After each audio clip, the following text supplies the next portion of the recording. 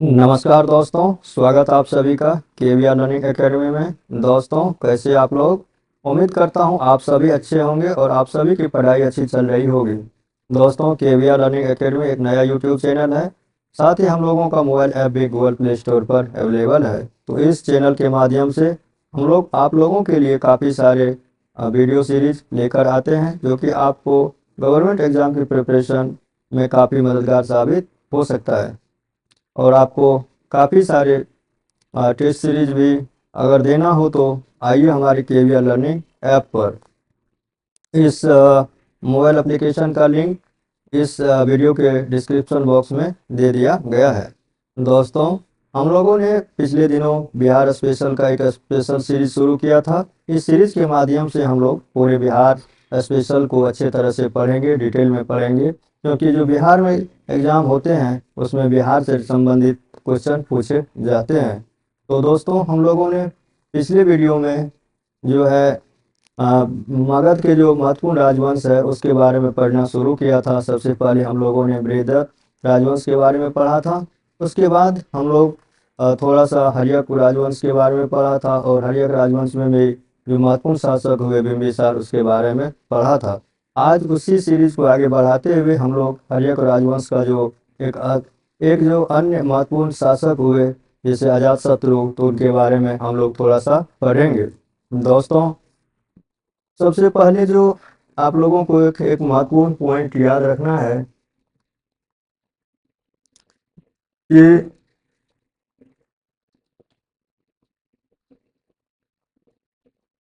अजातशत्रु का जो शासन काल था मुख्यतः 492 बीसी से लेकर 460 बीसी के बीच माना जाता है। अगर अजातशत्रु की शासन काल की बात की जाए दोस्तों, तो इसका शासन काल 492 बीसी से लेकर 460 बीसी के बीच में माना जाता है। उनके बचपन का नाम कुनिक था। ये भी महत्वपूर्ण पॉइंट है, कई बार यह क्वेश्चन पूछा भी गया है। दोस्तों, अजातशत्रु ने गंगा, गंडक और सोन नदी के संगम पर एक सैनिक छावनी बनाया जो पाटलिग्राम कहलाया था। अगर आप लोग बिहार का मैप का अध्ययन कीजिएगा तो आप लोग देखिएगा पटना के निकट में ये जो बिहार का मैप है, यहाँ पे देखिएगा कि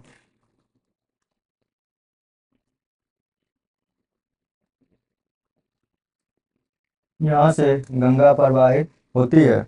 यहाँ पर आपको पटना देखने को मिलेगा, और इस यहाँ पे तीन नदी का संगम भी देखने को मिलेगा।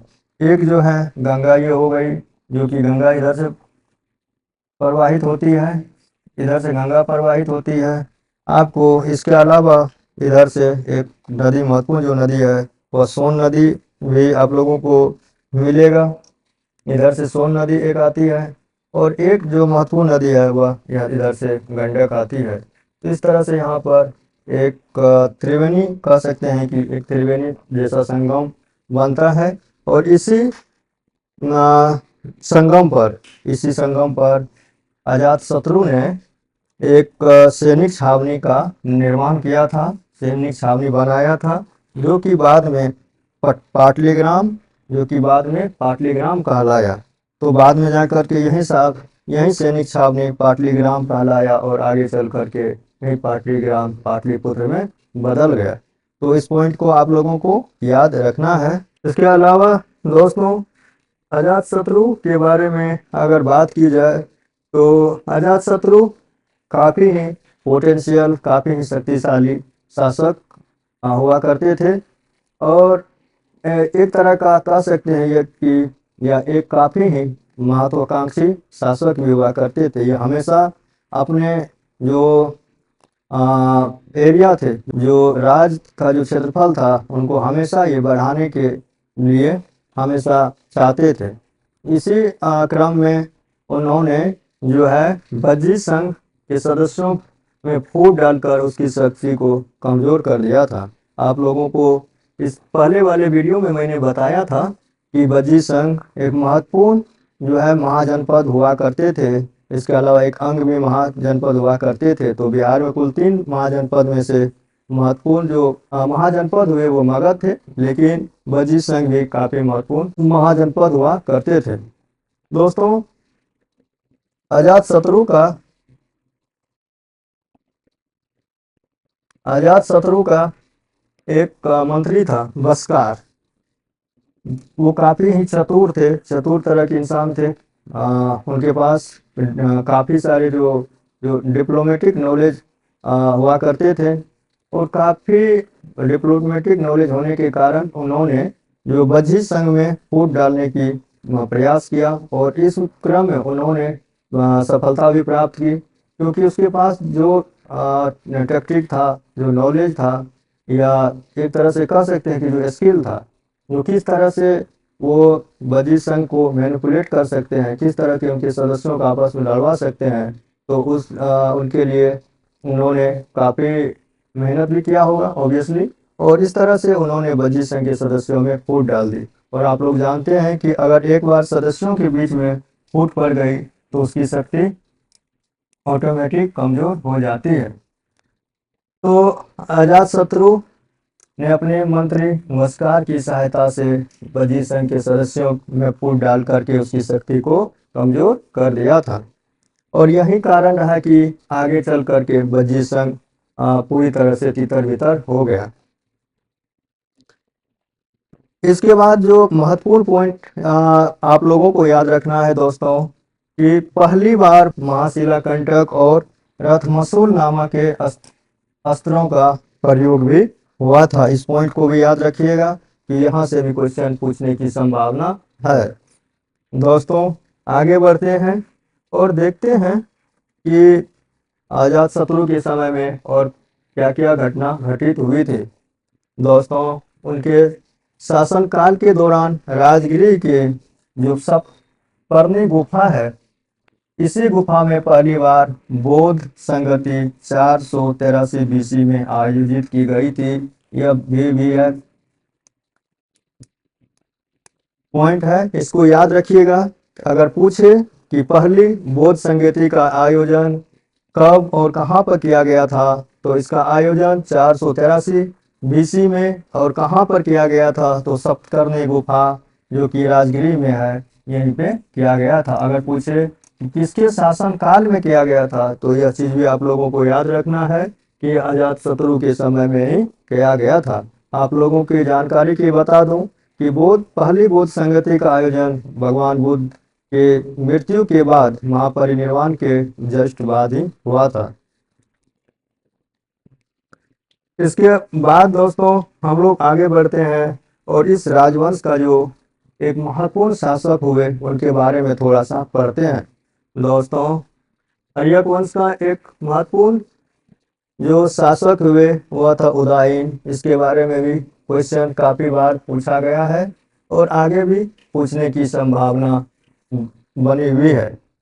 दोस्तों, अगर इसके शासन काल की बात किया जाए कि कब से कब के बीच इन्होंने शासन किया, तो आप लोगों को याद रखना है कि इनका शासन काल 460 बीसी से लेकर 444 बीसी के बीच में रहा है। दोस्तों, जो सबसे महत्वपूर्ण पॉइंट आपको उदयन के बारे में याद रखना है वह यह है कि उदयन ने पाटलिपुत्र को अपनी राजधानी बनाया था। इससे पहले आप लोगों को पता है कि मगध का राजधानी राजगिरी गिरिव्रज हुआ करते थे, लेकिन उदयन ने आकर के पाटलिपुत्र को मगध का राजधानी बनाया था। जैन धर्म को मानने वाले थे और इसी के कारण वह जैन धर्म को काफ़ी सपोर्ट करते थे, काफ़ी विस्तार में भी सहायता किए थे। दोस्तों, अगर इस राजवंश की बात किया जाए कि हर्यक वंश का जो अंतिम शासक की बात की जाए तो वह ये नागदशक था। नागदशक जो कि एक तरह का कह सकते हैं कि कमजोर शासक था, उसके पास शक्ति उतनी नहीं बची, जिसके कारण से उन्होंने हर्यक वंश को अच्छे से नहीं चला पाए और अंततः हर्यक वंश का यहाँ तक आते आते नाश हो गया। तो यहाँ पर एक महत्वपूर्ण पॉइंट भी आप लोगों को याद रखना है कि यहाँ से भी क्वेश्चन पूछा जाता है कि हर्यक वंश का अंतिम शासक कौन थे, तो आप लोगों को याद रखना है यह कौन थे, तो नागदशक थे। नागदशक ही हर्यक वंश के अंतिम शासक हुए। इस पॉइंट से भी क्वेश्चन काफी बार पूछा गया है। तो दोस्तों इस तरह से हम लोगों ने एक महत्वपूर्ण राजवंश आज कंप्लीट कर लिया है, हर्यक राजवंश। तो दोस्तों इस वीडियो को देखने के लिए आप सभी का बहुत बहुत धन्यवाद। और आप लोगों को एक महत्वपूर्ण जानकारी मैं देना चाहूँगा कि आप लोग KVR लर्निंग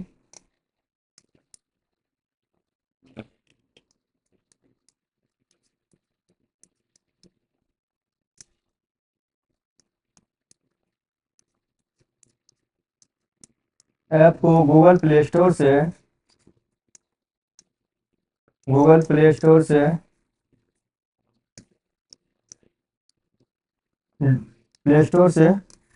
डाउनलोड कर सकते हैं और फिर इंस्टॉल करने के बाद, साइन अप करने के बाद आप लोग वहां टेस्ट सीरीज दे सकते हैं।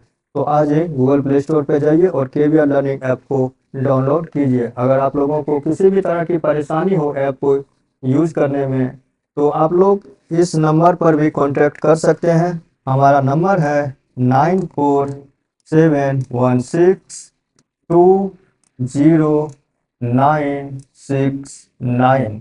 तो आप लोग 9471620969 पर व्हाट्सएप कर सकते हैं या कॉल भी कर सकते हैं अगर आप लोगों को किसी भी तरह की परेशानी हो ऐप के प्रयोग करने में। तो दोस्तों उम्मीद करता हूँ यह वीडियो आप लोगों के लिए काफ़ी हेल्पफुल रहा होगा और हम लोग अगले वीडियो में मिलेंगे तो इससे आगे बढ़ेंगे।